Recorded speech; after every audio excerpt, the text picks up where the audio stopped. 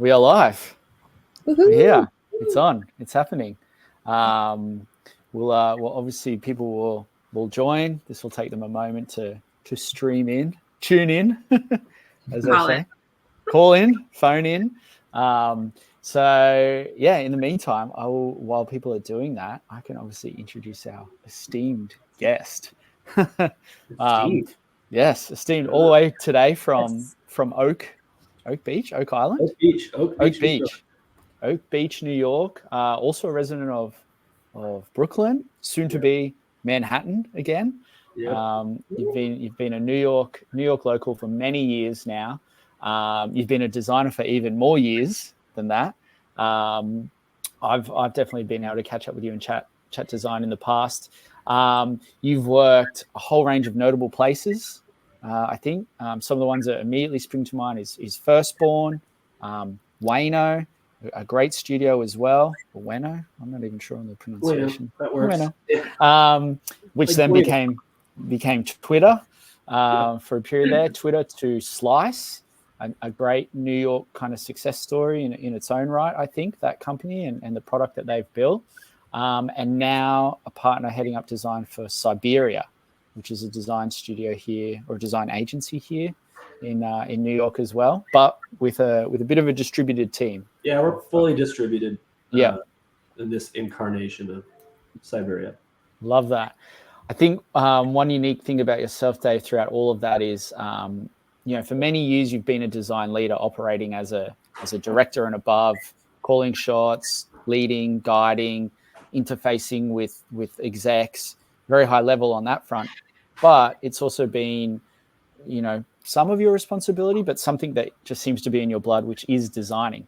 You're in Figma, you're pushing pixels, you'll do elements of that. I think you have a great opinion about what great design is, which I really love. So yeah, I've often found that to be a little bit unique about yourself. So I'm personally very stoked for you to be here. Hopefully everyone else is too. But yeah, thank you for coming on. Thanks for the kind intro. Those are all true statements. Excellent. Nice. I don't know if my opinions are always good, but okay, you've got one. Yeah. Or two. Yeah, maybe many. I love that. Well, as always, we love to sort of fire up with some questions to get people talking as well and get people commenting and things like that. We have noticed over these streams, this is our 14th one, isn't it? Mm-hmm. That a lot of people meet each other in the comments. It seems meet each other, connect with each other, answer each other's questions in some ways. I know other designers have then become connected after they've met each other in the comment section of this stream. So yeah, please, as always, feel free to fire it out, to be active, to drop your comments.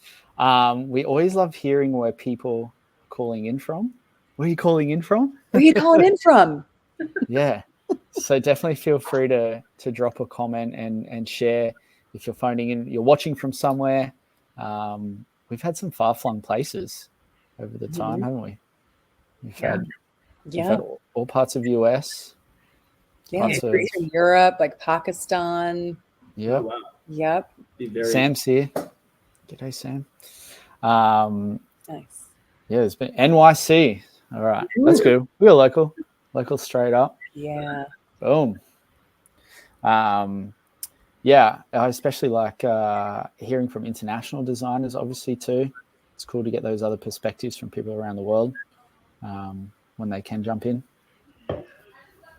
I'm actually going to do a podcast this Friday, and the podcaster has been watching Design Unfiltered, and he's like, hey, like, what if we did video? Like, I think I like the video format, and it's like more live, more interactions. So I think this is such a unique place to like actually exchange ideas in real time. And as you're filtering in and telling us where you're from, also think of questions of what you want to ask Dave. You've got this really big, beautiful, creative brain amongst us here. And also, me and Erica and Jared are all, experienced UX design recruiters. We've been doing this for many, many years, so we can also weigh in. So, your questions could be for all of us. But yeah, that's what I love so much about Design Unfiltered, is that it's like that live, like everybody's interacting and exchanging ideas in the chat. And so we really encourage people to share questions, ideas, but also crosstalk with each other. It's all welcome. Definitely.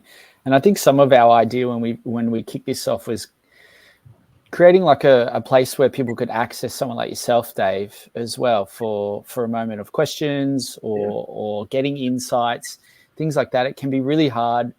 A design leader like yourself or anyone, everyone's got their busy schedules, and getting all those questions one-to-one from people one at a time, it can be hard to respond to everyone all the time. But this in a way is almost like office hours. We're here, we're present, fire it out. If you got it, this is the chance to kind of just jam on it, chat on it, and that's that. And sometimes that might be a way that we can create that access or get those ideas and opinions when, sometimes it's tough to get that from someone's inbox.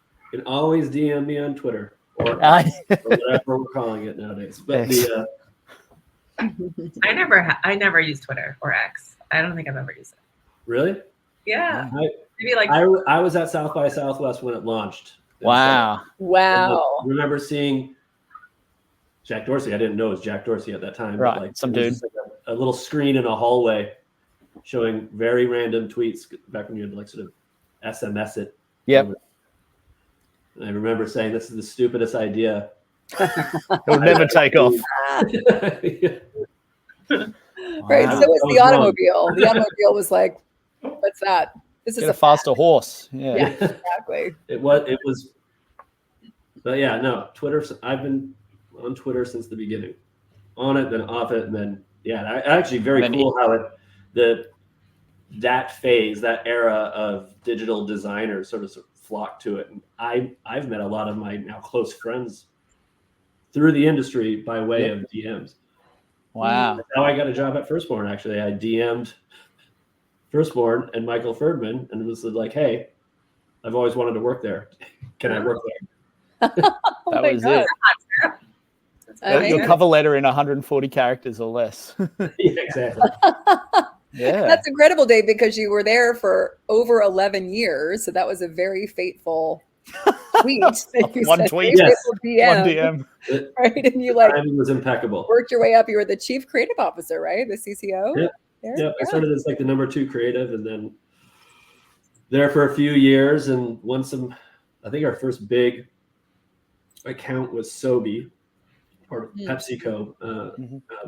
Sobe is, I don't even know if Sobe's still around, but that was a really big pitch win. And that was when digital agencies were mostly production shops, like ad agencies came up with the ideas. They'd pay us back then like $600,000 to do like a fancy flash microsite or whatever it was. And we're like, we've got ideas too. And everyone was trying to make that pivot to not just being a production company, but being a proper agency with ideas and all the strategic thinking that went behind it. And obviously the technical chops to build some of these crazy ideas.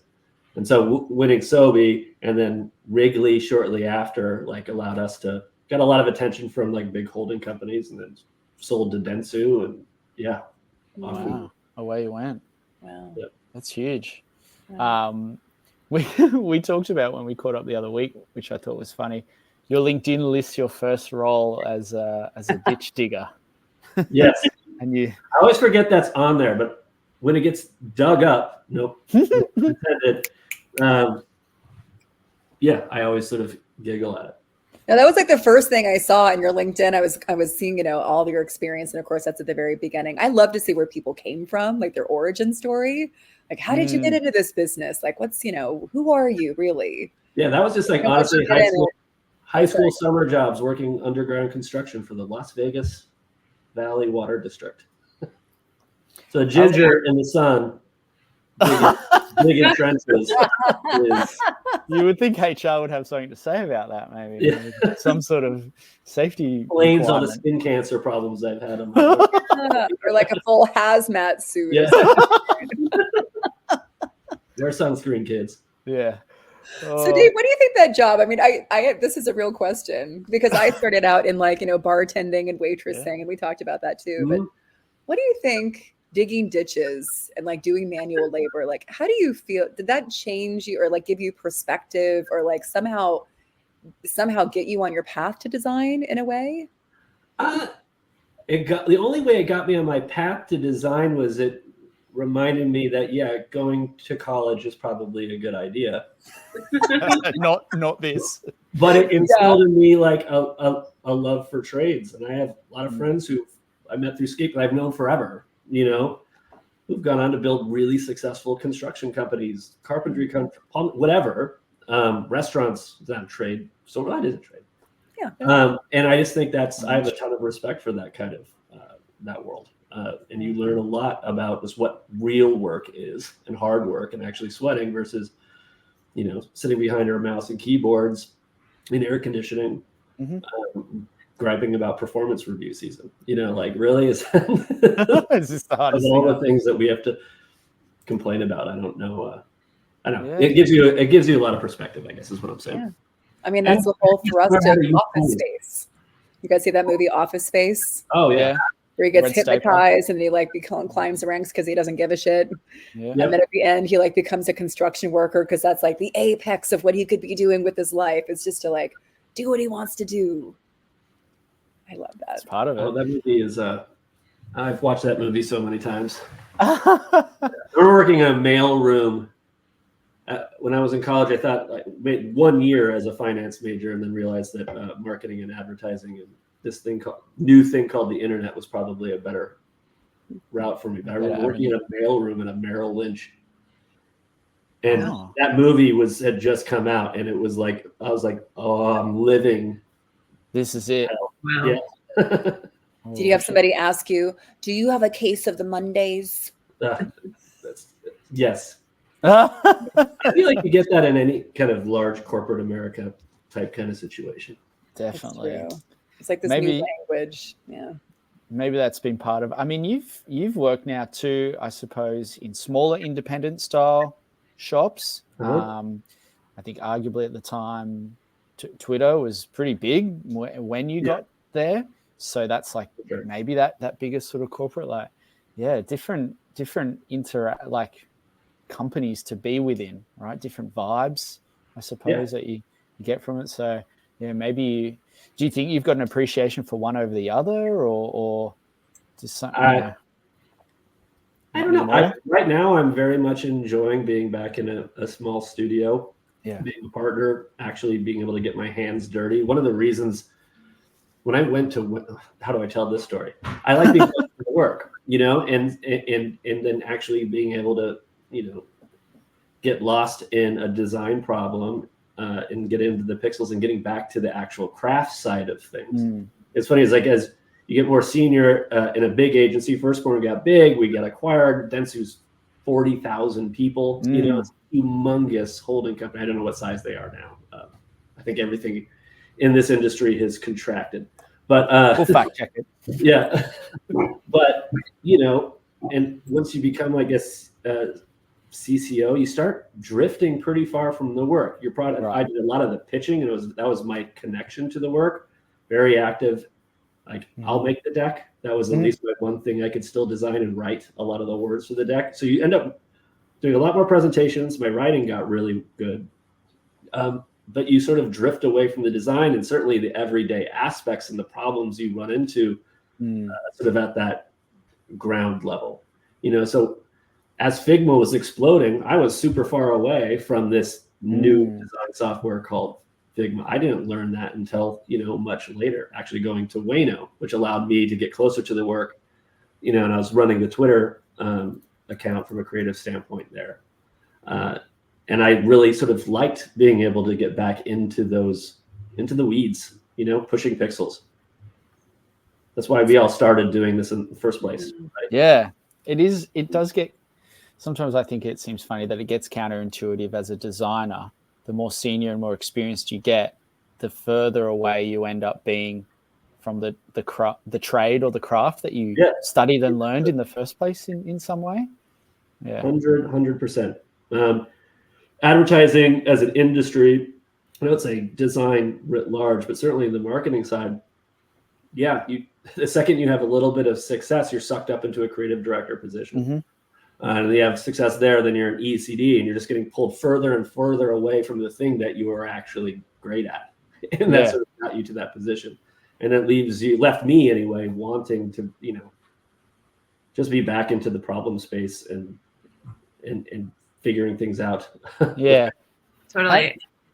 I was just gonna say, I remember my old manager, her husband was an ECD, and she used to say that all the time. She was like, all he does now is pitch decks and presentations and like. And a lot of 100%, and a lot of with no management training, by the way. Yeah. So when that happens, and you're sort of all of a sudden you're in charge of these people, and management inside of agencies is radically different than management inside of in-house, where there is structure and training and the ability to pivot between an IC and that. But yeah, for the most part, like ECDs just get sucked up into this position. Here's 10 people or whatever, and figure it out. And I probably leads to a lot of just not fun situations for junior creatives or junior designers in those situations. Right. So what are some things that you wish if somebody could have come down from on high and said, Dave, here's the secret to managing at an agency level? What do you wish you would have known then? Or what were some things that you learned? Like what were some, maybe the school of hard knocks that you had to learn along the way? Being able to have proper career talks with people, and like, what do they want to get out of it? Because and I don't know if you can fix the marketing agency space so much, because it's, if you wanted to move up, you had to work on projects that were successful and maybe won awards if that was a lot of agencies want that kind of thing. And that is how you win a con, guess what? You're going to be a creative director the next year, and then you're on your way to be an ECD, but I've lost my train of thought there. But like, I just wish how can you get people to grow as a designer or whatever the creative space is, without just always having the luck of the draw of working on a winning project or something like awards? How can they continue to become better without sort of the random luck of winning a really major award or just because that's not the only signal of recognition of a job well done necessarily, is it? You could design an absolutely great campaign in the advertising space. It actually did well for the client. The client got the impact that they wanted, or they were just so happy with it. But just because it didn't win an award, feels like maybe it isn't recognized as great work, when for all intents and purposes, it could have been great. On the work. other end of the spectrum, like you have like how people talk about work in the product design sense, which I also think is a little long in the tooth and long-winded, and we're sort of, everyone writes the same silly case study about how they did some research and looked at quant and qual and came to some insight that's rarely an insight, and then this long essay and narrative to get to, like, we made the button bigger, or we added a new kind of sharing feature, whatever the feature is. It's very small, and it's just like a little bit overly academic. Yeah. I wish you could educate people away from that. However, inside of like product design inside of a company, a lot of times that's the thinking that they want, even if it's a little bit, it's going a little bit too hard on the strategy for something that doesn't need that much. Right. That's a great balance is tricky though, and understanding when you can just solve it. Is it hubris, or is it in that you just think you've got it figured out, and and so you think you're right, versus having the experience to know you're right because you've done it 15 times. So what is it that you look for in portfolios? Because you're right, Dave. I think we're all trained. Like, this is, you got to show all these artifacts and set up the problem. And I mean, there's a very similar structure to all of them, and how they look and feel, of course, is very different depending on the designer. But if you are kind of wishing for getting away from that sort of structure, what is it that you look for? What to you signals like this person is really great at design? I want them to be thoughtful about what they did, but not necessarily academic in the way they sort of present it. And again, it depends on what I would be hiring for, right? I to be honest, I'm a very much from like intuition type kind of person. For me, it's there's a personality aspect. I wanted someone with like tenacity who just is excited about solving problems and enthusiastic about it, and is just really sort of interested in problems, whatever they are. So I really look for that kind of the intrigue in the person, you know. Okay. Like, are they like, and then of course there's the pixel side, right? Are you just using UI toolkits? Mm-hmm. You know, can you think it beyond the components that you're given to the design system? You know, do you know when it's important to detach an instance, if you will, versus like stick to the system? Like, when can you weigh the trade-offs of trying to sell in something new that, you know, I'm not, you know, versus, you know what, this is a small problem, let's just use the existing system and get some kind of signal out of it. I'm speaking now through a product design lens, right? Yeah. But really it comes down to, yes, there's this craft thing, which is just an intuition that I have looking at, is the work interesting? Are they solving problems in novel and creative ways, or just doing what the competitor does? Is to say, do the UX best practice. Like, so I want someone who's just excited about doing work and finding multiple ways of solving problems. The easy, safe way versus like, here's a more potentially compelling way, but the risks of going this way might mean more engineering hours or something else, you know, like, but they can evaluate why they're doing both. They can think that out.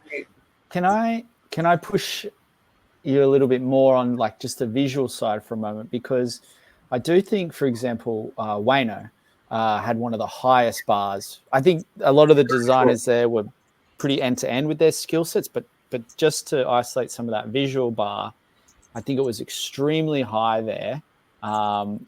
I'm happy to say I did hire a couple of freelancers that met that bar over my time there. But and I know it's so instant sometimes. You see someone's book and you go, okay, like, yeah, it looks interesting, especially if it's freelance, right? Which is, we're seeing a lot more freelance work these days. I think that's always the case in agencies too.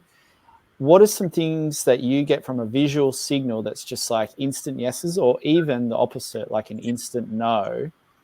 And you know, we're playing in this high bar. Like, visually speaking, like just visual, The designers at Wayno were insanely talented. Like to a humbling me type kind of thing. It was like actually cool to be a senior, but to be able to work with them and how fast everyone worked and such a high fidelity of work was like it.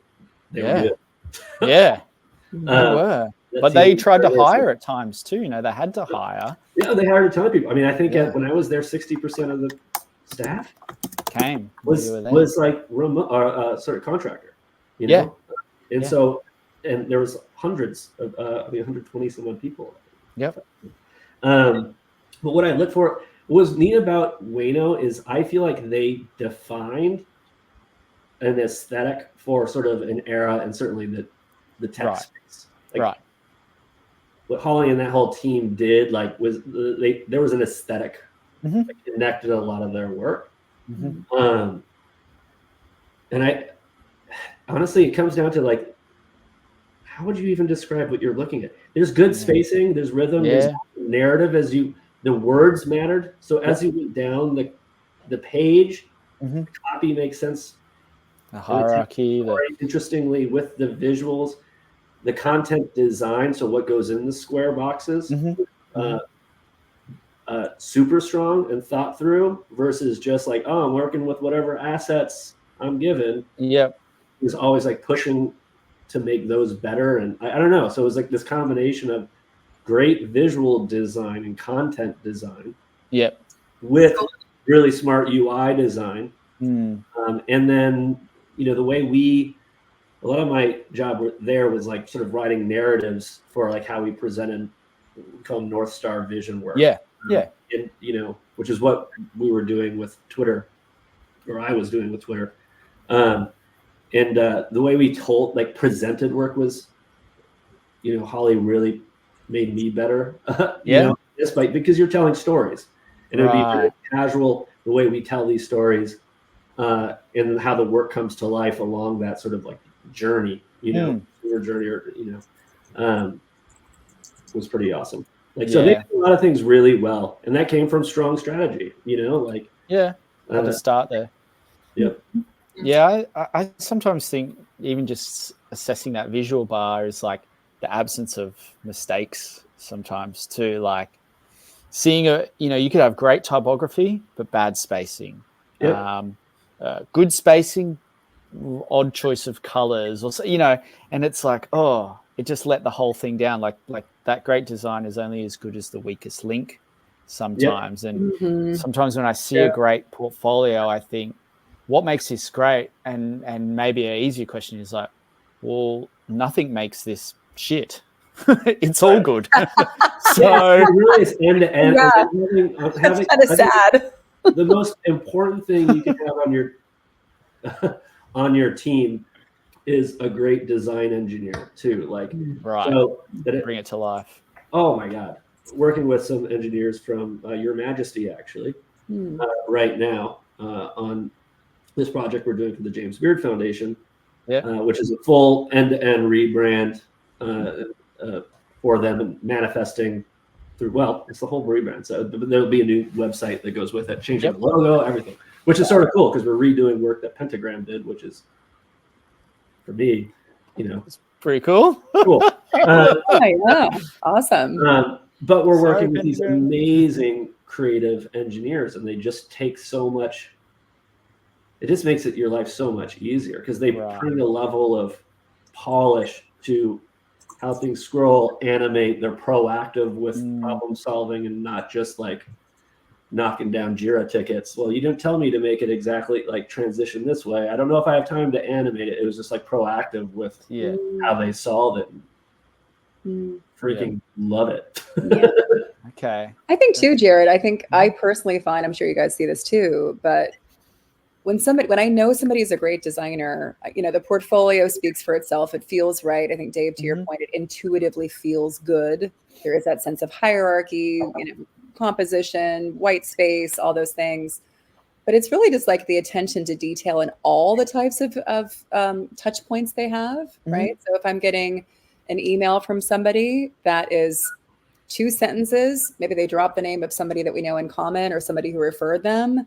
Here's my portfolio. Here's my resume. Here's maybe just a couple bullet points about what I'm looking for. Like bing, bang, boom.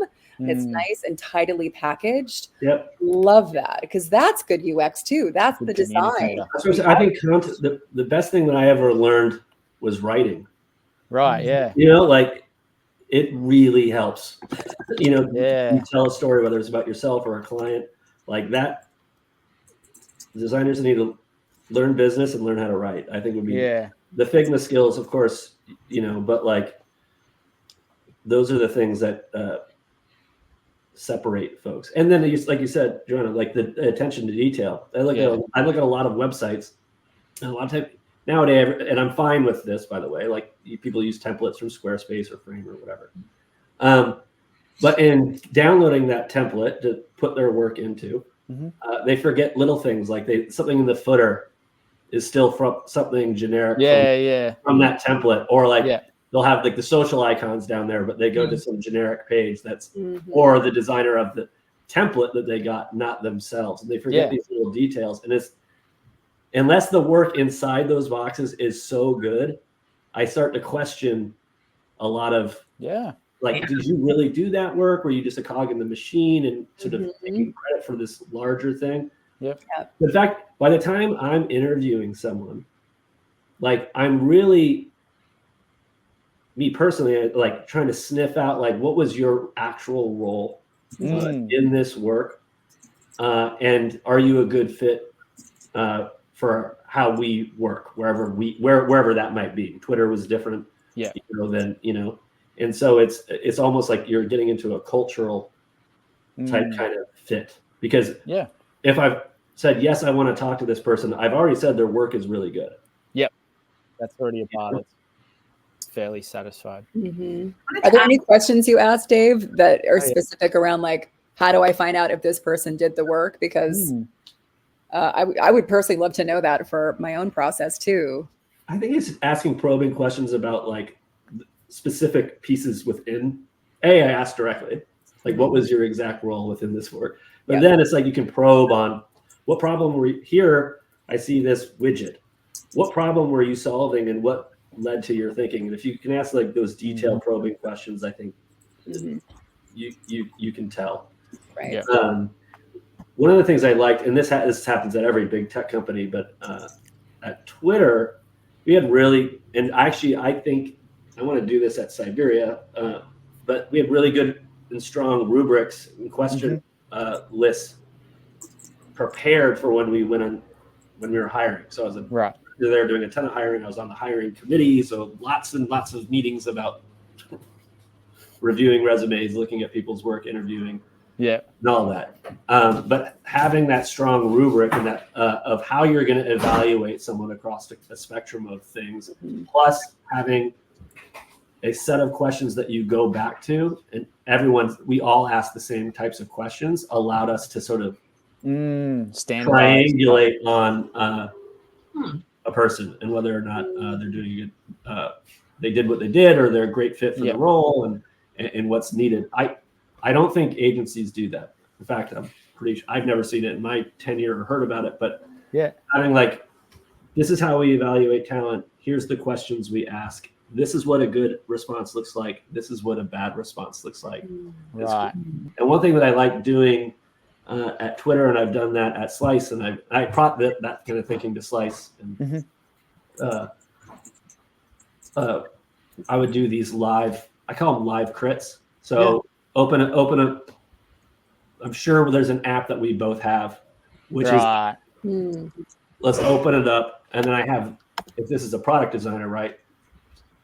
Identify a feature that you find interesting. And they don't know which app we're going to be going into, and then walk me through how you think they arrived at that solution and why. And it helps you understand like how they think and what their role maybe has been at other places. And that's actually one of those things that you never see on the agency side, that type of evaluation, I feel like. And I think it's a very, very valuable tool to see how product designers think.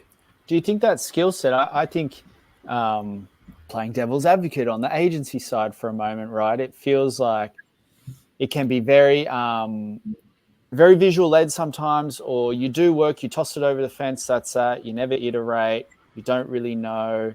A lot of the time you're working off of a client's brief. You don't really have access to real data, real users. You're just kind of going for it. We've heard all these stigmas, I think, about agency in that regard, whereas product design in-house at a company is a little bit different to that. So digging in on like a crit or something like that in the agency space, will those designers, you want them to have that skill set, but how much will they get to use that skill set in the agency environment these days? It depends on, again, I guess it depends on what you're hiring for. What you tend to find on the agency side, especially great agencies or great freelancers, whatever, like the level of the pace at which those designers can generate ideas and solutions to a problem is tremendous, and usually at a much higher level of craft than I've seen with a boot camp. Maybe like a product designer came from a boot camp, went straight to in-house, and they've only really worked with not through a design system. So again, very different. Not one is right or wrong, right? It's just you're a product of your environment. But I think that's what I would talk about is like, if you're an agency person looking to go in-house, how they're going to evaluate your work. They're going to be skeptical of you. I heard this all the time it was on the tech company side, right? Like, everyone's skeptical of a high level of craft. They never think that you were that thoughtful. There's a whole bunch of stereotypes and stigmas associated with it. So how you have to position yourself and why and how you came up to that, to those solutions, is very different. And then also, say you get through the gauntlet of the interview process and you make it in-house, you're not gonna have the support of a producer. You're setting your own calendars. You don't have a product manager is not a project manager, and expectations are very different. They're gonna have very strong opinions on what you should make and why. And so, and you're going to be in a much more political, hierarchical type environment that is just very different. Whereas in-house folks coming to an agency side are not going to be ready for the pace at which they work, the ambiguity at which they have to make decisions, the number of options that they need to sort of explore before arriving at one. It is totally different, and then constantly working at a super high level of craft. It sounds like, go on. Is there a way for people, if they know that they would like to try to go to the other side, to prepare for that? Sorry, what was that again? Like, it's always difficult to sort of switch from agency to in-house, et cetera. But if somebody really wants to have both experiences in their career, is there a way that they can start preparing, a year or two? Like, how do they figure out the speed or ask for more work or certain types of projects so that they can do the transition? Yeah, that's a good question. I think you should do both. You learn a ton going back and forth between the two. And so I think that the combination of thinking is super critical. It'll make you stronger as a designer. How you would prepare, I mean, if you're young and still have the energy, like hustles and like doing some freelance just so you have that variety of work. Working with working with clients. I mean, this is going to be a completely different kind of situation than working for your squad. And I think that's going to give you the variety. If you're coming from in-house and you've only ever worked there and coming do your own design exercises and you're going to be solving much bigger end-to-end chunks versus just how can we optimize this particular action. It's going to be much more about an end-to-end journey, an entire product detail page versus just optimizing where the buy now button is, to oversimplify it. I think Alan, I'm going to butcher his last name there, Rava, has a good point. Like, startups allow you to do work in that faster paced environment, for sure. Especially if it's a true startup, right? In that the engineers are moving at like light speed and you can solve big chunks and you're pivoting a lot. Like that's actually great training for the closest parallel to maybe agency. What do you think? I feel like a lot of designers who are in agency want to go in-house, or maybe they've only had agency experience, they really want to get in-house. But I don't always see it coming back as much, going from I've been in-house, now I really want to be in agency. What would be some of your sell? Sell. Oh, sorry. I think you're asking why. The reason why is like there's build your more money if you're at a big tech company. I think things are softening. I was there sort of peak ZIRP, zero interest rate phenomena era. Like it was like super bloated and I used to quip all the time back in my firstborn days about when tech was exploding and hiring everyone away from agencies.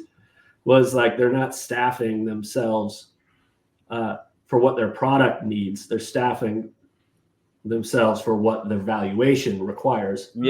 And sort of drove me crazy, but it is what it is. They took a lot of talent, and those folks who landed there and got used to that kind of culture, I'm sure they're all millionaires. I made a lot of money, And so coming from a big tech to an agency where your total compensation is going to go down, I think, you're right. It's going to be way more rare.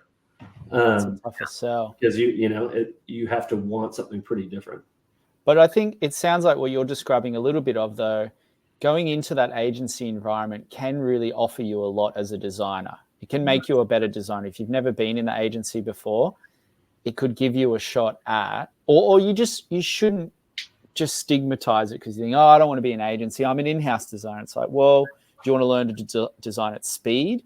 Do you want to design with a bigger breadth of work? Do you want to? And you get to work with like a wide range of brands, all doing very different, or companies. I mean, like doing very different things that require that's coming back. I love the variety. I'm working on this big thing for Ford right now.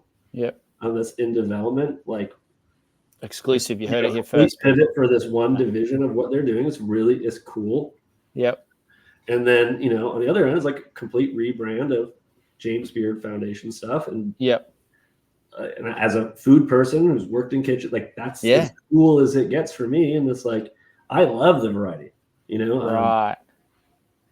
Do you find yourself personally, it's just a side question, I suppose, personally getting into these things that you design for when it does tap into one of your personal interests too, like cooking? I know you're a bit of a foodie. Yeah. Are you feeling a bit more jazzed on that versus, maybe working on like an insurance rebrand? I don't know if you're passionate about insurance.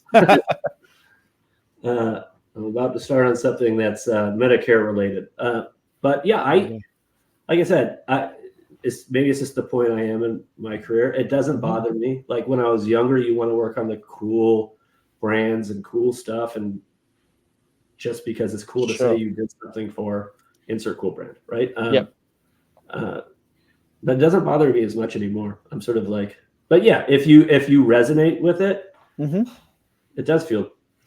Good. It also makes your conviction about stuff, I don't know, make you get pretty particular. Yeah. Which, I think maybe a client ultimately could benefit from, right?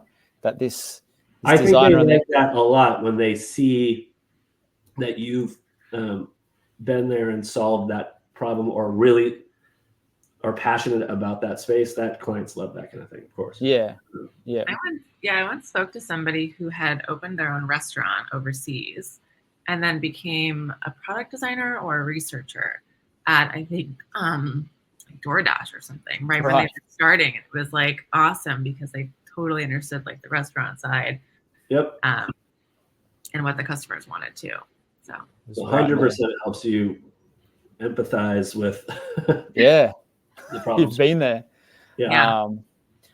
I want to ask you a little bit more about this storytelling aspect, because it seems like you learned a ton about it, and it's kind of, I think on the surface, it's not necessarily a skill. Maybe you've taught it to some of your designers over the years. Like, where do you get started in improving your writing, your storytelling, which is your communication?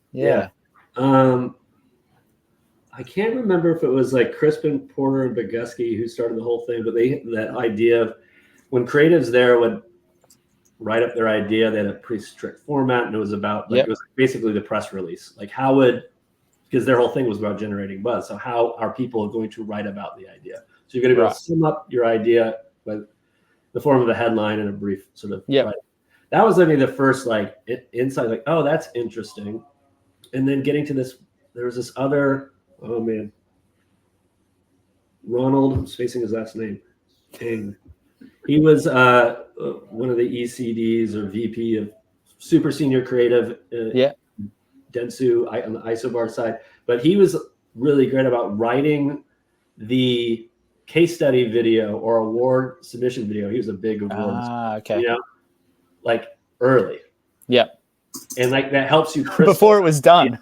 Like helps you crystallize as best you can. You never actually get there, but like it helps you really sort of sharpen and distill your thinking into something fairly concise. And then it's just a matter of breaking it out narratively and telling the story, and everything sort of builds to a moment. Do you think that this skill set was helpful for you in-house? And like, it sounds in the agency space, I get it, you're pitching to clients, but in-house, you've got to sell these ideas to someone else to 100% fund, right? Yeah, 100%. Especially if you're whether you're starting a new group within the organization, you need to be able to roadshow yourself or your team and why you're doing what you're doing. Like, your initiative is this, and it's important because all of these reasons, and how you tell that story is super important. You need a combination of visuals and so in words and anecdotes. I think that all is super important in-house too. Yeah. You're doing vision work in-house. A lot of times you have this vision deck that you have, but you've got to go get the buy-in from all of these different teams. Yep. Eventually the executive team. So then you've got a place within their roadmap. Otherwise you could have this great idea that no one knows about, and you haven't convinced them because they don't have to do it. Like there's a lot of great work that Wayno did that got put great work that just sold through to Jack Dorsey and all the other heads of design and engineering and product. Those internal teams took it, go, thank you very much. We're going to put it on the shelf and we'll use it as a point of input. And when we have time, we'll figure out the solution on our own. We'll get to that. And so millions of dollars of work got done that just got put on a shelf.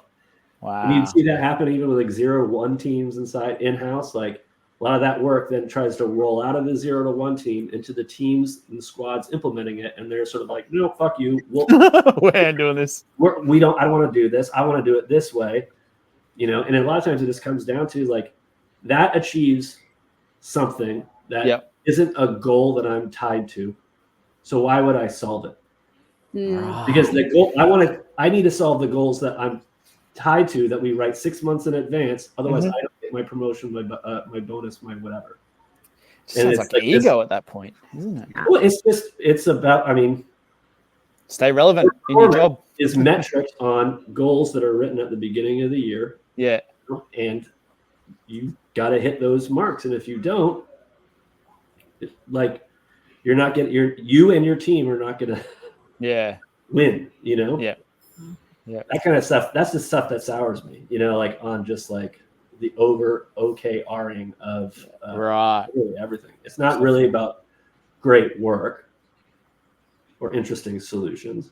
It's, with working towards, and I get it. You're working towards getting your bonus. Yeah. I think with that though too, did you ever see the amazing power of storytelling used for evil, in that there were teams that were able to communicate these ideas, which ultimately the ideas might have been kind of dog shit, but because they sold them so well, everyone bought into them and did them. And you're like, has anyone actually looked under the hood of this thing? It's terrible. Yeah, it's like it's a lot of right now. Yeah, exactly. Yeah, exactly. I mean, it's more obvious to see like Super Bowl ads, right? Like there's terrible ideas. Like there's like huge budgets, terrible ideas. It's like there's not even But someone can sell them, I guess, somewhere, right? They have that. They took that power of storytelling one step too far, and look what they've done. Made a fucking Super Bowl ad. Yeah. I've sold through some really terrible ideas in my past, so I get it.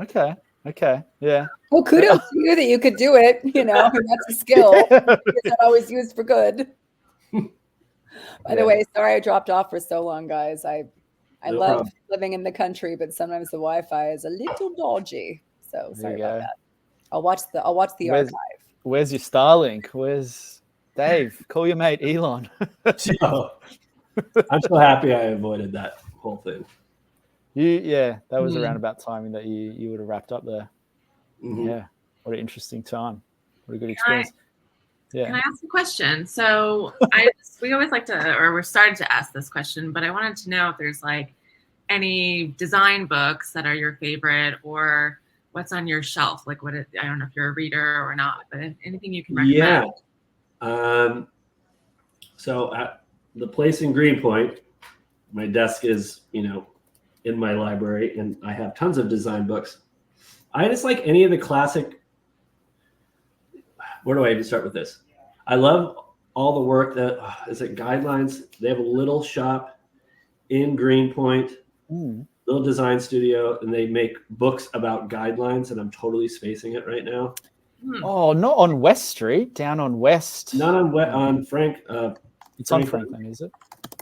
Anyway, standards manual. They come up with a ton of cool books because they find all these old standard manuals and then republish those. And I think the thought that went into that kind of stuff is always fun just to page through. Yeah. Any of the old books on grids. I used to be a real big grid and grouchy type kind of person. So anything, getting it. I think digital designers need to spend more time going back and looking at old books. And then for a long period of time, I still like reading them. There's this book that Michael Beirut from Pentagram creates. It's a design. It's basically a book of graphic design essays. Yeah. Oh, wow. And there's tons of volumes of them. And I think the writing in there is super interesting because it comes from designers from a wide spectrum of industries and spaces and disciplines. And then when you're reading essays from a graphic designer, and it's like critical writing, like it's super nerdy type stuff, but on graphic design, talking about whatever that problem space is. And it's, even if it's like 1986, 1970s, whatever, it's still like the same thing we're talking about now, and the same problems with clients or, corporate politics and its influence on design. So, there's an analog to every digital thing. And I think if you go back and read those old books and essays, I don't know, it's just a different era. Now we just, myself included, spout off on Twitter. I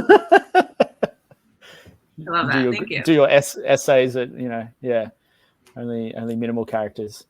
That's Do you super think there's interesting. things that people did better in design back in the 60s and 70s than they do now? Ooh. I personally like the music posters from back then a little better. Yeah, they're so like indicative of time and place, Books on posters, like, especially Yeah. from like, going way back to like the Swiss type movement and all that kind of stuff. We're not doing anything new. We just, it was done on a poster in like 1928 in Switzerland, what do they do better? I think there's still plenty of passionate people in the space. But I think it was a little bit more of a protected space. Now everyone wants it was like it was a craft type thing, almost like you'd going way back, apprentice people, apprentice graphic designer or draftsperson. You certainly, exactly. You certainly weren't doing it for the money back then, and so Interesting. Yeah, I'm reading a great book on Julia Morgan, the famous architect from the Bay Area. And there was, that was what you did. You apprenticed when you were young.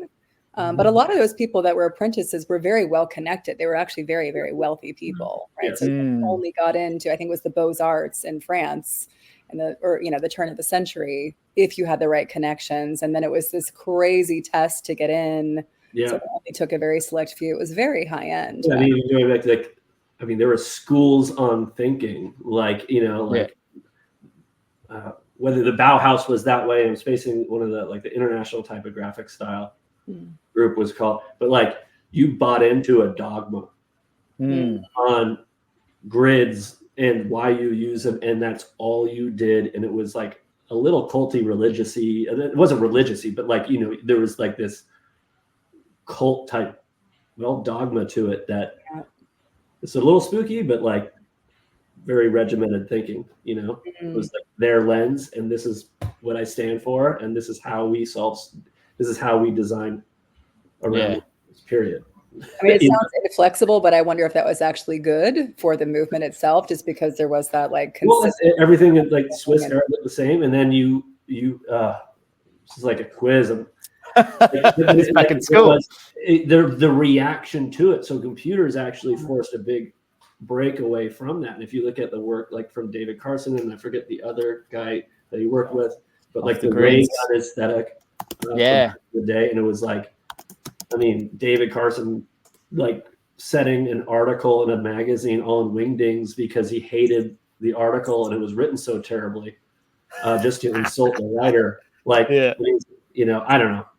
Pretty cool. It's brazen. It's pretty interesting to me. Yeah. Cool. I love that. I saw him do a great talk in New York in 2019. Old David Carson. Yeah. Super funny guy. Such boldness. I just felt like with doing something like that, but there were other, campaigns that he was just kind of flicking through, doing stuff for Macallan or maybe even a luxury car brand. And he was like, yeah, I showed them this. They didn't like it, and then he's just next slide, he was so calm and cool. And I just thought, I've seen that, I think, in a few designers, and maybe you have a story about that too, of just, you've got to have a brazenness about you at times, or a boldness about your work and about your craft. And it has been pitched to someone many times, and they might not like it. If you're on the more art side of the spectrum versus like a product, but like having a strong opinion matters. Actually, even a product design, like they want, when you're presenting ideas, they don't want like to the higher ups, right? Mm-hmm. They want to know what the solution is, not here's 5, choose. They're like, based on your expertise, your research, this and that, what is the one solution that's going to be right?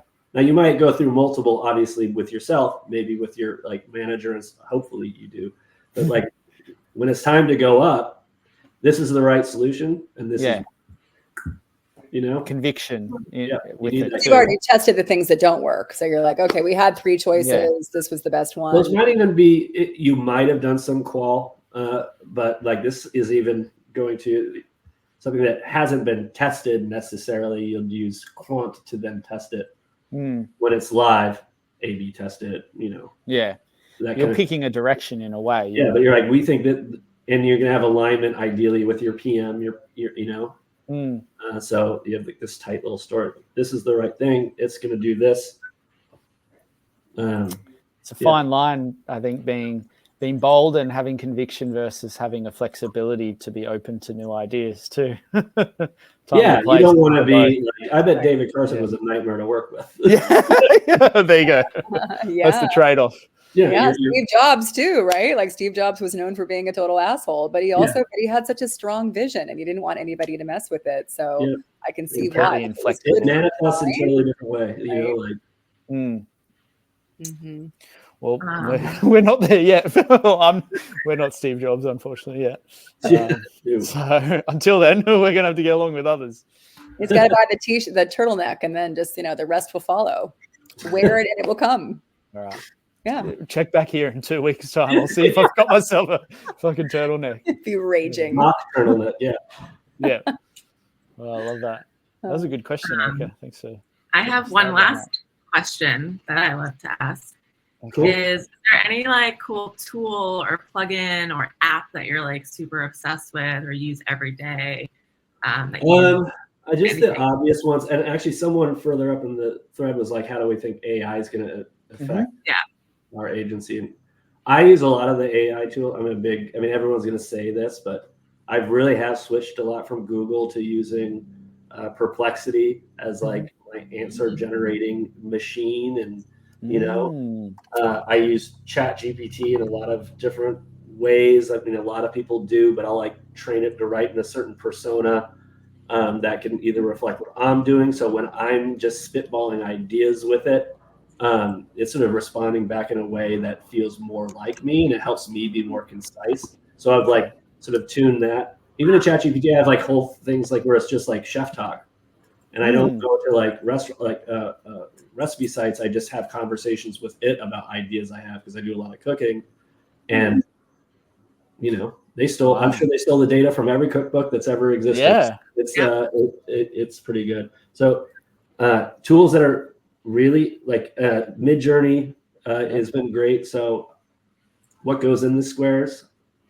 Doing like some 404, all these pages, and like I know they don't have good stock, their own great assets. So I just like created a really cool set of images to use in a couple spaces with Midjourney that have a bit more of a concept behind them. I think I haven't played with it yet, but I want to, but Cursor AI, which is it helps you write code if you've never written. Wow. Deployable, and it's apparently really amazing. Like kids making interactive, games in 3JS, and 8-year-olds, who've never coded anything. Prompting it. Yeah. Wow. And would you use that, do you think, in your agency setting in Siberia right now, for example? Could you see use cases? Yeah. ChatGPT I use daily for work stuff. Yep. wife uses it, even though she's not allowed to, so I'll leave out where she works. But like, especially for like different, and I do use it in different ways. Like if it's boring writing that you don't, kind of things you don't want to do. Yep. I use ChatGPT a ton when I was at Slice during performance review season. You know, I want all of the reviews from the team of 10 to like sort of sound the same and have the same tonality and be as concise as possible. So I use it for just synthesizing my notes and turning them into a report that I sort of, and I give it like the structure of that report. And like, I don't know, big fan. Okay. Yeah. This is awesome. All right. AI tools. They're helpful. They're coming. Love it. Thanks. I think we're at time anyway. I mean, that kind of flew by, but I love these are great questions, Erica. Yeah, please everyone connect with Dave on exclusively on X, right? No, just kidding. LinkedIn as well. Available on all platforms now. Definitely check out the work of Siberia. It sounds like there's some really interesting stuff coming up. I went to the site the other day. It's looking great, but yeah, I know that in the agency landscape, the client work always comes first too. So sometimes the in-house site is last to get updated. But yeah, it sounds like there's some really cool stuff coming out. So I hope when those things launch, you could maybe share something on your LinkedIn or something similar that these things have gone out, because I'd love to check it out. Some of yours and the team's work. Cool. This was super fun. Yeah. Thanks for joining us. Bye. You did. Yeah, you did. Awesome. Cool. Thanks, everyone. I'm going to hit end stream now. Cheers. Right. Thanks, y'all. All right. Bye, everyone. Bye.